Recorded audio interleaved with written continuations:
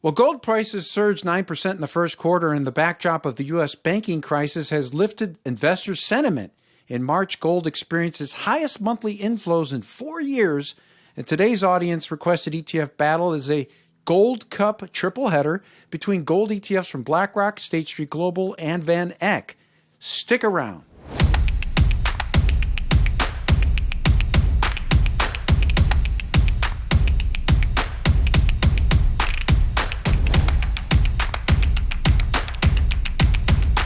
You're watching ETF Battles. I'm Ron DeLegge, and a cordial welcome to all. If you've been enjoying our original series programs on ETF Guide TV, please hit the subscribe button, and don't forget to hit the like button. Now, before we go any further, there's a few things I need to alert you about. This year's bank crisis has sparked so much fear and confusion with investors. I'm pleased to announce the launch of our new original series, Retirement and Investing with a Margin of Safety. A link to the playlist is posted in the description section below, so be sure to watch. It will help you to understand the principles of safe investing. Also in that same description section, you can find links to our program judges, along with our program sponsor, Direction, so don't miss it. Today's Gold ETF Showdown was supplied to us by a viewer named Johnny. Is this Johnny Damon? Or maybe it's Johnny Depp, or Johnny Mathis, or maybe it's another famous Johnny. Do tell. Anyway, Johnny wanted to see GLD from State Street Global pitted against IAU from Blackrock and OUNZ from Van Eck. So all of these products are designed to track the price of gold bullion, but there's some key differences as you're about to find out. Of course, nobody reads the fine print, but we do. Judging today's contest is a formidable duo. We've got Shana Sissel with Banrion Capital and Cinthia Murphy with the ETF Think Tank. Judges, thank you for joining us. Hey, Ron. Happy to be back. Thank you for having me. I love being on with Cinthia. Yeah, we love having both of you. And just for a quick update on today's judges, Shana was announced as a finalist for this year's RIA Intel Awards, which focuses on the wealth industry's innovators. So congratulations to you on that, Shana. And then Cinthia hosts the ETF Think Tank every Thursday at 5 p.m. Eastern. And I've had the privilege of participating. And besides just being a real insider's look at the ETF marketplace, it's just a super fun group to be with. Be sure to hit the links to both of our judges in the description section below. Trust me, you won't regret it.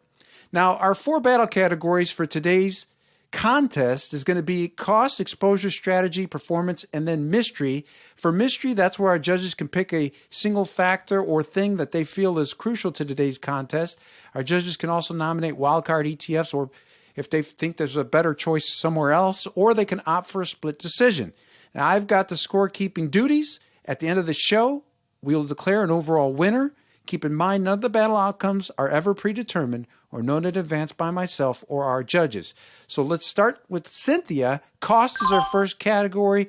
Get us started. So on cost, GLD is the most expensive of all of them, 40 basis points. IAU and OUNZ both come at 25 basis points, which is about $25 per $10,000 invested a year. So it's an identical cost war from those two. The difference really would be in terms of an asset base and tradability. So if you look at that, IAU has $30 billion in assets, where OUNZ has about 700 million. And so you can imagine that the amount of shares traded every day is vastly different at very different spreads. So IAU trades a lot more and much tighter spreads than OUNZ. GLD beats them both at that game. Of course, it's the granddaddy of the physical gold ETFs. But, from a cost perspective, I actually give to IAU just because of that trading edge, even though the expense ratio is the same as OUNZ. That's a strong start. Thank you, Cinthia. You're up next, Shana. Please give us your analysis. I agree with everything Cinthia said. My only thing is I may have gone to a different source for my information on the trading spreads. I actually show that both IAU and OUNZ have the same spread at about 1 cent. But Cynthia's point is a good one. IAU is, almost $30 billion and OUNZ is about 800 million. So it's a substantially different asset base. It's just going to be easier to trade IAU. So IAU is your choice for cost?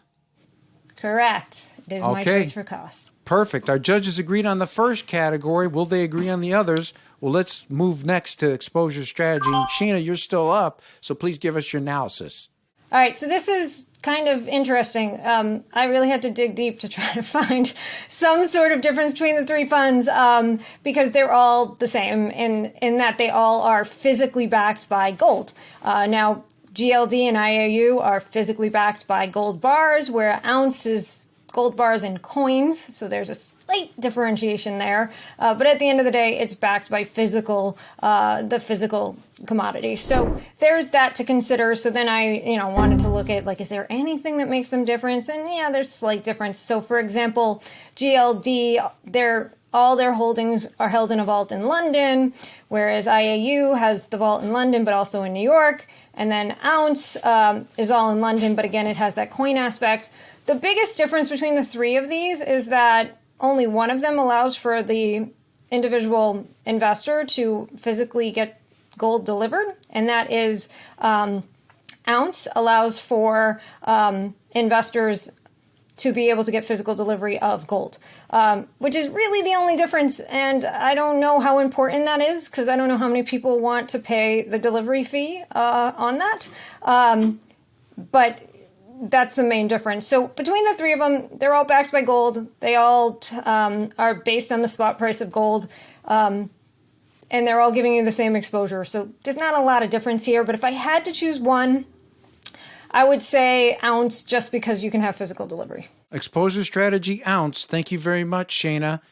Your turn, Cinthia. How do you see it when it comes to exposure strategy? Yeah, agreed. This battle is very challenging because we are comparing three physically backed gold ETFs that do the exact same thing, tracking the exact same asset in the exact same way. So they're identical in many ways. I mean, the only thing I would point out on top of everything that Shana said is that, GLD, you're getting 1/10 of an ounce per share, where IAU and OUNZ, you're getting 1/100th of an ounce per share.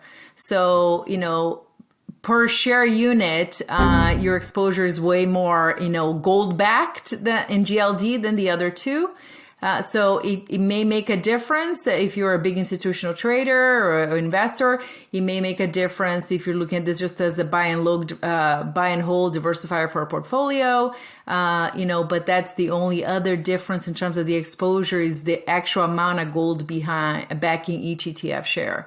But I think IAU and OUNZ are kind of the same. GLD too, actually, I'm a split on this one. I mean, the exposure for me, it's all the same on these three. That takes us next to performance. And Cinthia, you're still up, so please give us your take. Yeah, this is another, not a nail-biting category between these three. I mean, they're each tracking physical gold. They're all up about 10.5% this year. They pretty much deliver the exact same performance. So if you're indifferent, then they're all the same. I would think maybe one way to try and look at this maybe is from share price, which is not necessarily a performance thing, but more like if you're looking to invest in physical gold, these will deliver you the same exposure. But, because of that amount of gold per share, you're going to pay $140 right now for a share of GLD. You're going to pay about $40 for IAU and $20 for OUNZ. Because it's a smaller fund. So if you're going to be dollar cost averaging, maybe makes sense to go with a lower share price. You get more shares over time, or those are little things to consider, but that's us looking for differentiators in a category that really isn't a lot of differentiation to talk about. So performance, again, split decision for me. Shana, you're up next. How do you see it when it comes to performance? I agree with Cinthia, and I was really hoping that if I looked at net performance, it would help me, but it doesn't. I don't even know how that's possible. You would expect that net performance would be slightly different because GLD has a substantially higher expense ratio, but even after expenses, it's cheaper. I'm assuming that has to do with the fact that there's associated fees with the custody, and because GLD is the OG and it has substantially more assets than the rest, that those fees are lower. That's all I can figure because there's absolutely no difference in performance of these funds, give or take a basis point, which I'm assuming has to do with just the NAV calculation, but it's not even consistent. It's not like one's always 3 basis points better than the other. It kind of goes all over the place. So there is no winner here. They're all the same. That's how I feel. I'm exactly with Cinthia. There's no real winner. Cynthia's point about, it's a cheaper to trade, in my opinion, if you're going to look at it that way, then OUNZ ends up being the best one, since IAU and OUNZ gives you the same exposure to gold, and you can buy more shares of OUNZ for the same amount of gold than IAU. But that's really it. So I guess if I had to choose and I was going to use that methodology, I'd just say, well, OUNZ is the cheapest, and so you can get the most gold for your investment and the same performance. But, other than that, they're all the same. Okay, so that takes us next to the mystery battle category. This is where our judges can give us that single factor or multiple factors that they think are crucial to today's matchup. And thus far, we've had a lot of monotony and redundancy on today's program, which is okay because the judges have, despite those obstacles, have still made today's episode quite interesting and fun. So let's start with you, Shana. What is your mystery battle category? And do any of these three ETFs, despite being so similar, stand out? I have two things I want to point out here. Number one, I'm going to throw in a wild card into this mix. If you want to have physically backed commodities and you want to have a little more diversification, I would encourage you to look at GLTR, Glitter by Aberdeen. It's a precious metal fund, and it actually has a little more diversification to your exposure. So it has gold, silver, palladium, and platinum in equal amounts. It is physically backed, so it is backed by bars of each particular metal. And so it actually is not as secular or cyclical as gold can be. Gold performance really follows certain trends depending on what's going on in the macro environment, whereas those other metals are affected by actual demand for it and certain types of usage. So it can be a little more diversified. And you do actually see that when you look at GLTR's performance versus the three gold funds. While it is, at times it performs in line, like the 3-month number, it's substantially outperforming on the 1 month. It's not doing so well in the 1 year, but then on the 3 year, it does really well. So there's an opportunity here to potentially diversify your exposure to physically backed metals in a way that could be interesting. So just worth considering. I don't know if it's necessarily the winner, but I do want to throw it out there. And in terms of the other three, one of the things that it always comes up in a conspiracy theory with these funds, and I think it's actually kind of valid, is there's really nobody who can verify that, the gold is physically there. Yeah, they have an auditor, but it's just kind of take our word. They're all held by the same custodian in JP Morgan. And if you think JP Morgan runs the world and just, bought a bank for the government, this is not going to help you in that conspiracy theory because JP Morgan's holding all the gold for all of these. So in my mind, I look at this as, OUNZ allows you for physical delivery. I think that alone makes it different than the other two.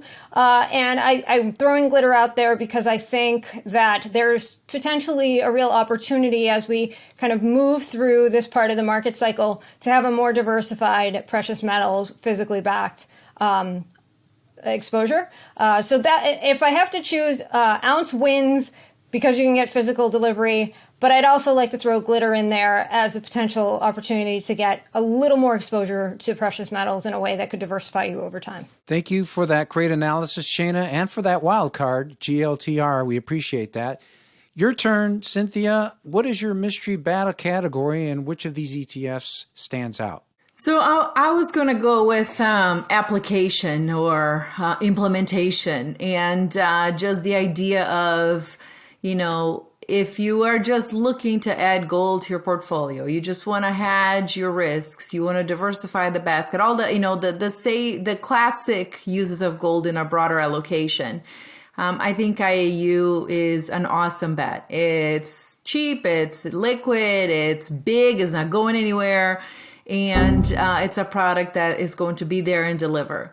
But we keep talking about this delivery mechanism of OUNZ, and I actually think there's an interesting aspect here. If you are really concerned, to talk conspiracies, right?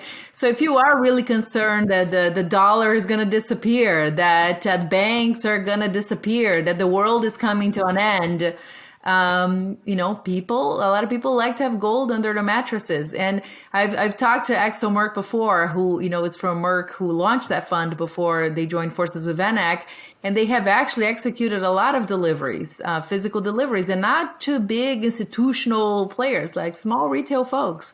It's not cheap, but if it's been tested and tried and true, you can actually get it and you choose. You want to get it in a bar, you want to get it in coins. And so I think that's a really interesting mechanism that we haven't seen in any other kind of physical fund.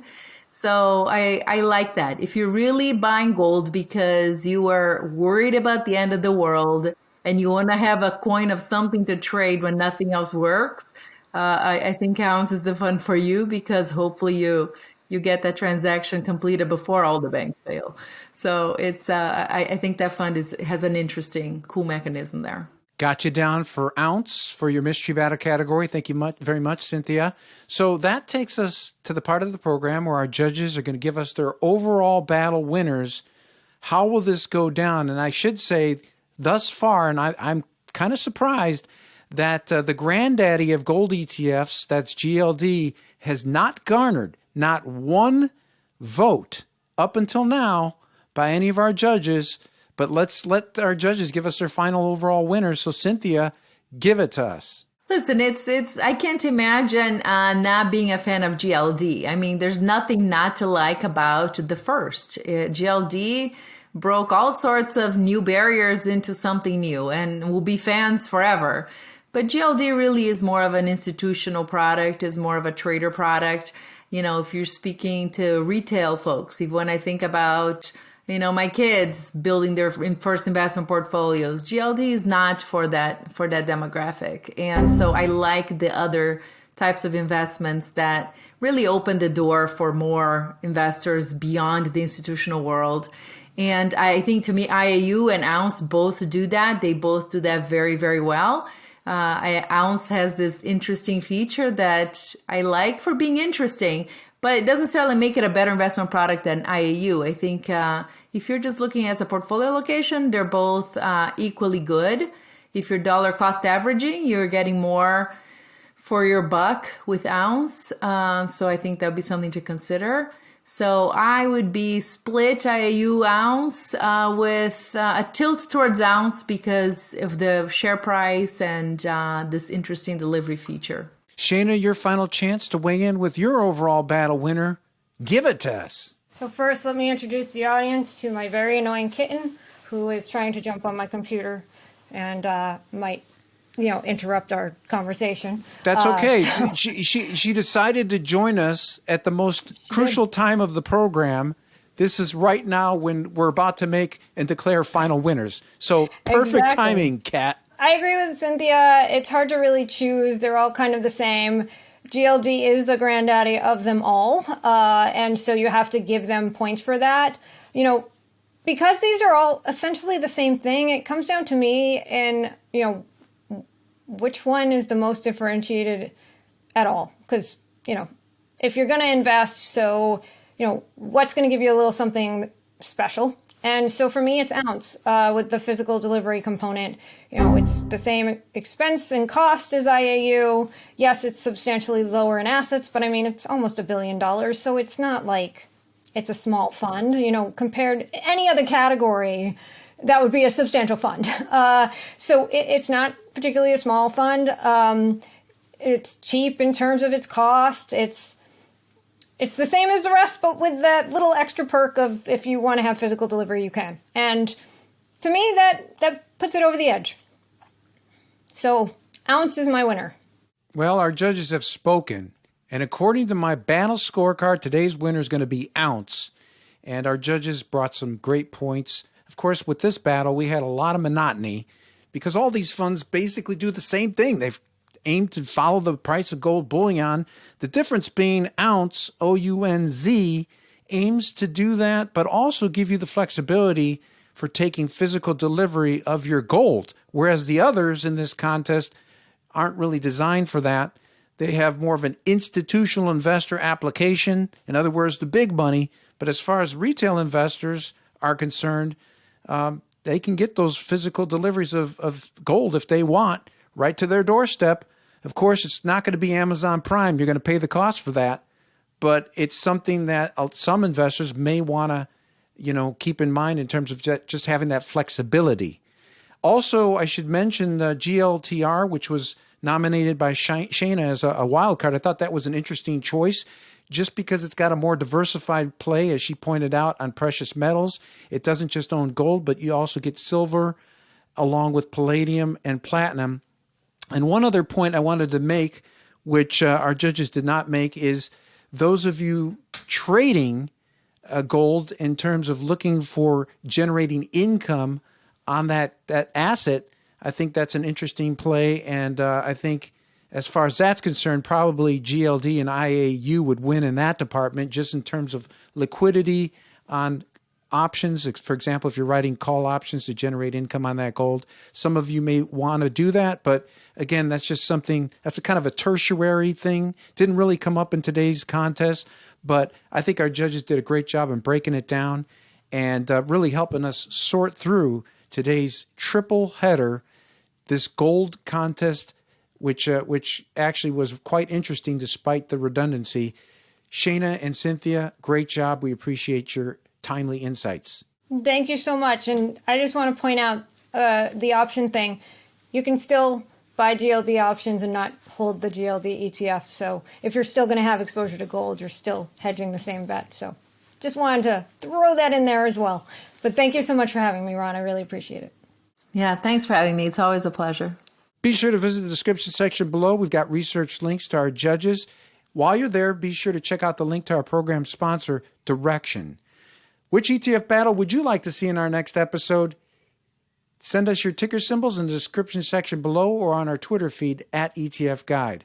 I'm Ron DeLegge. Thanks for watching ETF Battles. We'll see you next time.